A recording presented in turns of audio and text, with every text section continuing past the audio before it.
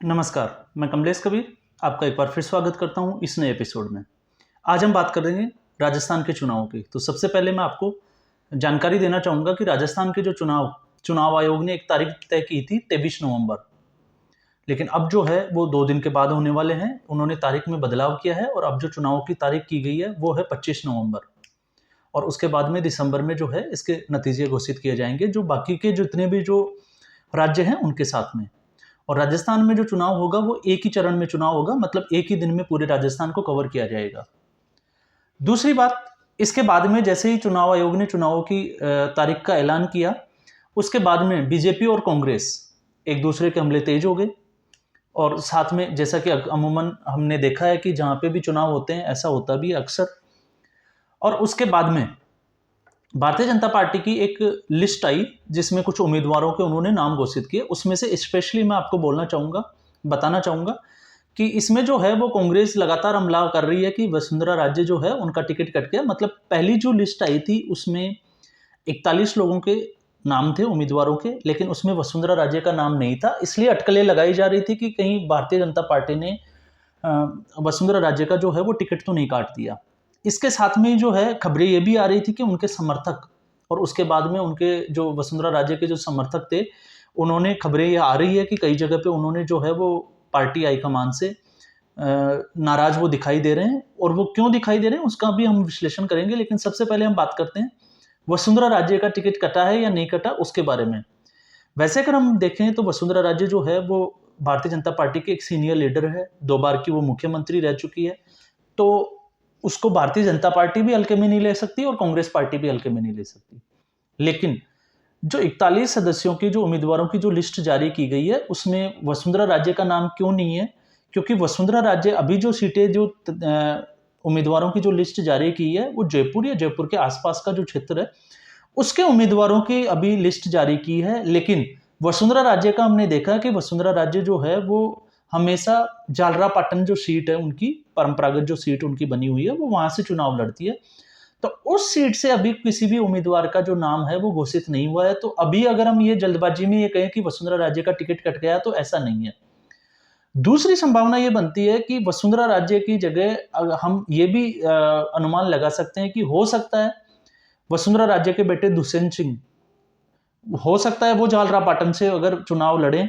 तो ये दोनों चीजें अभी देखनी होगी कि वसुंधरा राजे जो है वो फिर कौन सी सीट से चुनाव लड़ती है। अगर उनके बेटे दुष्यंत सिंह जो है वो अगर चुनाव वहां से लड़ते हैं तो अभी जो है ये बहुत जल्दबाजी में नैरेटिव तैयार किया जा रहा है कि वसुंधरा राजे का टिकट गया। दूसरा जो है सबसे बड़ी बात अभी हम इस पे डिस्कस करेंगे वो है स्पेशली जो है भारत की इसकी राजस्थान की जो झोटवाड़ा की सीट है उसमें राजपाल सिंह शेखावत बीजेपी के जो है वो पहले जो उम्मीदवार हुआ करते थे राजपाल सिंह, और एक बार राजपाल सिंह और दूसरी बार जो है वो कांग्रेस की तरफ से लालचंद कटारिया, ये दोनों जीतते आए हैं।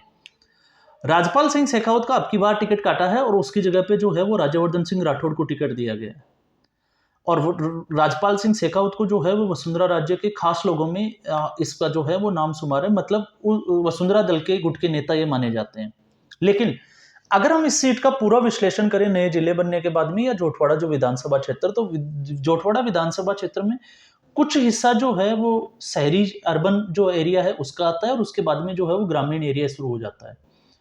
और ग्रामीण जो एरिया है उसमें बजाय इसके राजपाल सिंह शेखावत के, क्योंकि राजपाल सिंह शेखावत की कई बार हमें ये खबरें सुनने को मिली कि वो जो है वो जाट कम्युनिटी का जो है वो काम नहीं करता या उन गांवों के लोगों का काम नहीं करता या उनसे अच्छे से बात नहीं करता जो जाट समुदाय से और बाहर के जो गांव से जो बिलोंग करते हैं। और लालचंद कटारिया जो है उसकी चाहे तो हम रिश्तेदारी की बात करें क्योंकि वो खुद जाट समुदाय से आते हैं, या फिर उनके गांवों तक अप्रोच की बात करें तो वो दोनों जो है उसके मुकाबले अच्छी है। इसलिए भारतीय जनता पार्टी जो है वो राजस्थान में फूंक फूंक के कदम रख रही है। और अब की बार जो है वो सर्वे सुनने में ये भी आ रहा है कि भारतीय जनता पार्टी जो है वो सीटों का जो टिकट देने का जो काम है वो सर्वे के आधार पर कर रही है। तो उसमें जो है वो राजपाल सिंह शेखावत को टिकट ना देके भारतीय जनता पार्टी ने अब की बार जो है वो राज्यवर्धन सिंह राठौड़ को टिकट दिया है। और आपको पता होगा कि नया जो जिला जो बन रहा है जयपुर का, वो जयपुर ग्रामीण, वो उस एरिया में, और राज्यवर्धन सिंह राठौड़ को एक तो उनको आर्मी से रिटायरमेंट है, एक वो अच्छे एथलेटिक्स है, युवाओं में उनकी बहुत अच्छी पकड़ है राजपाल सिंह शेखावत के मुकाबले। तो मुझे यहाँ तक जहां तक लग रहा है कि राजपाल सिंह शेखावत के बजाय इस वक्त जो राज्यवर्धन सिंह राठौड़ को जो टिकट देने का जो फैसला भारतीय जनता पार्टी ने किया, वो कहीं ना कहीं इनका सही साबित हो सकता है, अनुमान ये लगाया जा सकता है। तो ये बेटर देन होगा राजपाल सिंह शेखावत से। दूसरा जो है विद्याधर नगर से, तो विद्याधर नगर से अभी जो है ये सीट जो थी वो नरपत सिंह राजवी, और वो सिटिंग एमएलए है, लेकिन उनको टिकट ना देके अब की बार जो है वो दिया कुमारी के ऊपर जो है भारतीय जनता पार्टी ने विश्वास दिखाया है। तो यहाँ पे हम कह सकते हैं कि यहाँ पे थोड़ा सा जो है वो भारतीय जनता पार्टी ने ऐसा क्यों किया है, क्योंकि दिया कुमारी जो है उसको हमने लगातार खबरें आ रही है कि अब जो है वो भारतीय जनता पार्टी उनको आगे लाने का काम कर रही है, और ऐसा इसलिए क्योंकि लोगों तक उनकी पहुंच बहुत अच्छी है। लेकिन नरपत सिंह राजवी, उनका भी अगर हम बैकग्राउंड देखें तो नरपत सिंह राजवी जो थे भैरों सिंह शेखावत जो मुख्यमंत्री भी रहे और उसके बाद में जो है भारत के उपराष्ट्रपति भी बने, ये उनके दामाद है, सिटिंग एमएलए है। पिछली बार इन्होंने जीत हासिल की थी, लेकिन अब की बार जो है इनको यहाँ से टिकट नहीं दिया है। तो ये जो मेन जो 2-3 सीटें हैं, इसमें जो है भारतीय जनता पार्टी ने फेरबदल किया है। कुछ सिटिंग एमएलए का टिकट भी काटा है और कुछ सांसदों को भी टिकट दिया है जो अभी सांसद है, और ऐसा इसलिए क्योंकि सर्वे और उनके जो विश्वास जो है जनता में, उसको देखते हुए। बाकी आपको पता होगा दूसरे जो एक योगी है बालकनाथ, उनको उनकी जो सीट है वो दी गई है और उनके भी जो चांसेस है। तो अभी तक ओवरऑल अगर हम भारतीय जनता पार्टी की देखें और सर्वे की रिपोर्ट भी देखें तो कहीं ना कहीं जो है वो भारतीय जनता पार्टी कांग्रेस से आगे दिखाई दे रही है। हालांकि कांग्रेस पार्टी जो है वो चुनावों के मद्देनजर इस साल में अगर हम देखें तो जनता को लुभाने के लिए बहुत सारे वादे किए हैं, जिनमें से एक है चिरंजीवी योजना। चिरंजीवी योजना एक ऐसी योजना है मुख्यमंत्री अशोक गहलोत की, जिसकी पूरी देश में जो है वो चर्चा हो रही है और वाकई में जो है ये फायदेमंद है। तो ये एक अच्छा कदम था, लेकिन उसके बाद में जो मोबाइल वितरण वाला जो काम था इनका, वो थोड़ा सा जो है वो जनता को ये लग रहा है कि मोबाइल ले लेंगे लेकिन वोट जो है वो मोदी को ही देंगे, फिर वो महिलाओं की वही बात आ जाती है। तो यहाँ से ये लगता है कि थोड़ा सा कांग्रेस बैकफुट पे है। लेकिन बड़ा मुद्दा जो कांग्रेस के लिए मुसीबत बनेगा वो बनेगा एक सचिन पायलट अशोक गहलोत की गुटबाजी, जो समय समय पे हमें देखने को मिली है। क्योंकि दोनों ही चीजों में हमने देखा है अशोक गहलोत जो है वो वैभव गहलोत जो उनके बेटे हैं उनको आगे लाने के लिए जो है वो सचिन पायलट के कैरियर दांव पे लगा रखा है। और अगर सचिन पायलट अगर आगे आ जाते हैं, मुख्यमंत्री पद के दावेदार बन जाते हैं, तो गहलोत को भी लगता है कि कहीं ना कहीं उनकी कुर्सी तो खतरे में ही है, लेकिन उनके जो बेटे हैं वैभव गहलोत, उनका राजनीतिक कैरियर भी समाप्त हो जाएगा। तो गहलोत तो यही चाहेंगे कि सचिन पायलट को जो है वो आगे नहीं आने दिया जाए। हाँ, हालांकि अभी जो है वो साझा रैलियां भी कर रहे हैं, एक दूसरे की तारीफों के पुल भी बांध रहे हैं, लेकिन सरकार बनने के बाद में हमने देखा था ये ठीक पहले ही उस जो विधानसभा चुनाव हुए थे उसी के हिसाब से जो है 2018 के विधानसभा जो चुनाव हुए थे वैसा ही लग रहा है कि वैसा ही कुछ होने होगा। और सचिन पायलट जो है वो चाहेंगे कि हम इतनी मेहनत कर रहे हैं, युवा उनके साथ है, काफ़ी सीटों पे उनकी पकड़ भी अच्छी है, तो वो चाहेंगे कि उनको जो है, और राजनीति में कहते हैं कि राजनीति एक जो है वो महत्वाकांक्षा की एक, जिसको कह सकते हैं कि पूरी किसी पद की लालसा या महत्वाकांक्षा, और अगर आप किसी अच्छे पद पे अगर बनना चाहते हो और आप उतनी मेहनत कर रहे हो तो मिलना भी चाहिए। तो सचिन पायलट के लिए वो स्थिति है। लेकिन सचिन पायलट के लिए अब की बार जो मुसीबत बनने वाली है वो है, जो लोग सचिन पायलट को पिछले विधानसभा चुनाव में मुख्यमंत्री देखना चाहते थे और कांग्रेस पार्टी ने, हाईकमान ने उनको मुख्यमंत्री नहीं बनाया, तो उन लोगों के दिमाग में अभी जो है वो एक शक, जो जिसको हम कहते हैं कि अगर वो सचिन पायलट को वोट करते हैं तो वो इनडायरेक्टली जो है वो अशोक गहलोत को मुख्यमंत्री बनता हुआ देख रहे हैं। उस स्थिति में हो सकता है कि उनके कुछ मतदाता जो है वो उनका वोट शेयर जो है वो थोड़ा सा खिसक जाए। दूसरा, हनुमान बेनीवाल जो है वो भारतीय जनता पार्टी को डेंट कर सकते थे, लेकिन अब उन्होंने जो एक तोड़ निकाला है तो वो है ज्योति मिर्धा जो कांग्रेस पार्टी में थी, और कांग्रेस पार्टी की ज्योति मिर्धा को जो है वो भारतीय जनता पार्टी ने अपनी ओर लिया है, वो भारतीय जनता पार्टी में शामिल हो गए हैं। तो सिक्कर नागौर का ये जो बेल्ट है, जो 8 से 9 सीटों का जो विधानसभा जो क्षेत्र है, उसमें जहाँ पे आरएलपी, इसके अलावा तो राजस्थान में कहीं भी आरएलपी का कोई इतना कोई वर्चस्व है नहीं, एक बिल्कुल छोटे से एरिया जो बोलते हैं कि जिसको 8-10 सीटों पे थोड़ा सा प्रभाव रखती है।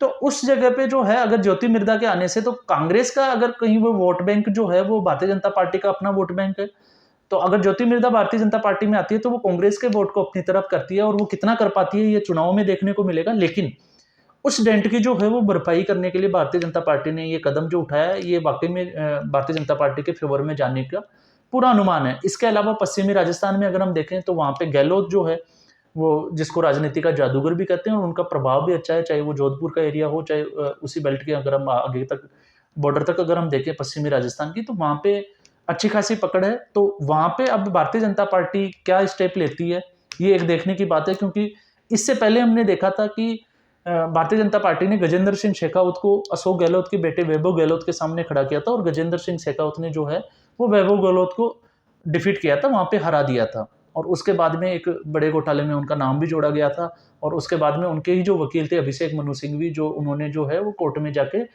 गजेंद्र सिंह शेखावत को क्लीन चिट दी थी, जिसमें मैंने एक एपिसोड भी बनाया था कि कांग्रेस के ऐसे कुछ जो चीजें हैं वो अभी भी राज बने हुए हैं। तो अभी तक जिन लोगों का ये मानना है कि वसुंधरा राज्य का टिकट कट गया है, तो अभी तक तो ये नजर नहीं आ रहा कि वसुंधरा राज्य का जो है वो टिकट भारतीय जनता पार्टी काट रही है। लेकिन हाँ, ये जरूर है कि लीडरशिप में जहाँ पे ये मुख्यमंत्री का जो नाम की जो घोषणा है कि मुख्यमंत्री कौन बनेगा, उसके ऊपर अगर भारतीय जनता पार्टी अगर पीछे रहती है, तो कहीं ना कहीं ये सोचने वाली बात है कि कहीं वसुंधरा राज्य का जो गुट है वो बगावत ना कर दे। लेकिन अभी तक जो फैसले लिए जा रहे हैं वो बड़ी जिसको कहते हैं कि सोच समझकर, बड़ी मीटिंगों के दौर के बाद में, क्योंकि भारतीय जनता पार्टी का ऐसा हमने इससे पहले हिस्ट्री में अभी कभी हमने ये नहीं देखा कि वो इतना कुछ इन चीज़ों पे वर्कआउट करते हो, मेहनत करती है। लेकिन इस बार जो है वो भारतीय जनता पार्टी जो है वो फैसले लेने में समय लगा रही है। इसका मतलब ये होता है कि भारतीय जनता पार्टी जो है वो राजस्थान में फूंक फूंक के कदम रख रही है। क्यों? इससे पहले जो है भारतीय जनता पार्टी ज़्यादा मार्जिन से जो है वो कांग्रेस से नहीं आ रही थी, लेकिन हार तो हार होती है। भारतीय जनता पार्टी की सरकार चली गई थी और अशोक गहलोत ने अपनी राजस्थान में जो है वो कांग्रेस पार्टी की सरकार बनाई थी। और उसके बाद में जब लोकसभा के चुनाव हुए थे, तो लोकसभा चुनावों में हमने देखा कि लोगों ने जो है वो गहलोत के बजाय विधानसभा में जो है वो गहलोत पे भरोसा दिखाया, लेकिन उसके बावजूद जो है नरेंद्र मोदी पे उनका विश्वास ज्यादा था। इसलिए पिछले दोनों चुनाव में लोकसभा में जो है वो 25 की 25 सीटें जो है वो भारतीय जनता पार्टी को देने का काम किया। तो अब एक आरएलपी की सीट थी, लेकिन वो एनडीए के घटक दल में थे उस वक्त, उसके बाद में नहीं थे। इसलिए मैंने ये चीज बोली है कि 25 की 25 सीटें जो है वो भारतीय जनता पार्टी को दी है। तो अभी जो है वो राजस्थान की जो जनता है, अब विधानसभा चुनाव है, क्योंकि राजस्थान की जनता अभी भी जो है वो लोकसभा चुनाव में उनके मोदी का जो जादू है वो सर पे चढ़ा हुआ है, तो उसमें ज्यादा वो नहीं है। लेकिन इसमें जो है वो चुनाव में भारतीय जनता पार्टी को ये चीजें सोच समझ के ही करनी है। तो आज के एपिसोड में बस इतना ही। फिर हम एक नए एपिसोड के साथ हाजिर होंगे। तब तक के लिए आप सभी को धन्यवाद। नमस्कार।